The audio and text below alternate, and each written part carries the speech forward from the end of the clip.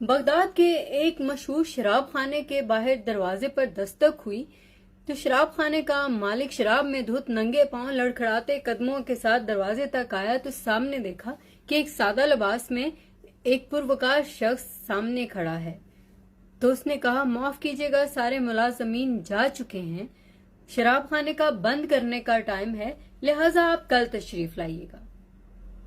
उन्होंने कहा, मुझे बशर बिन हारिस से मिलना है, उसके लिए एक अहम पैगाम है। शराब खाने का मालिक पलटा और उसने कहा, कहिए, मैं ही हूँ बशर बिन हारिस। उस शख्स ने सर से पांव तक उसे गौर से देखा। क्या तुम हो बशर बिन हारिस? उसने उकताए हुए लहजे में कहा, जी मैं ही हूँ बशर बिन हारिस। क्यों, आपको कोई शक है? उसने कहा, नहीं, मुझे कोई शक नहीं है। आपके लिए अर्जो समा के मालिक का पैगाम है। उसने कहा है कि मेरे दोस्त बशर बिन हारिस को मेरा सलाम देना और उसे कहना, जिस तरह तुमने मेरे नाम को इज्जत दी, रहती दुनिया तक तुम्हारा नाम भी कायम व दायम रहेगा।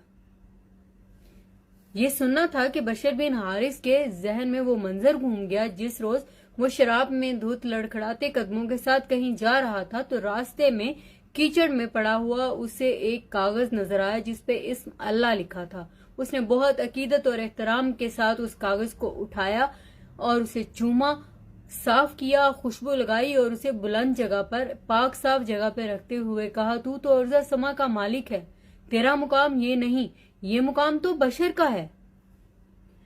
बशर बिन हारिस की इसी अदा ने उन्हें बशर हाफी रहमतुल्लाह अलैह बना दिया।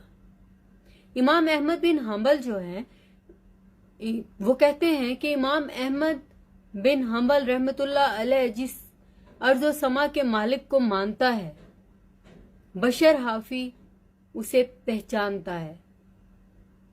कहने का मकसद ये है कि आप कहीं पर से भी गुजरे, कहीं भी जाएं, किसी अखबार, किसी मैगजीन, किसी भी किताब का कोई सफ़ा जिस पर अजीम हस्तियों के नाम हो, अल्लाह का नाम हो और पाक हस्तियों के नाम हो, उन्हें वहां से उठाएं और उन्हें उन पाक साफ जगहों पर रखें।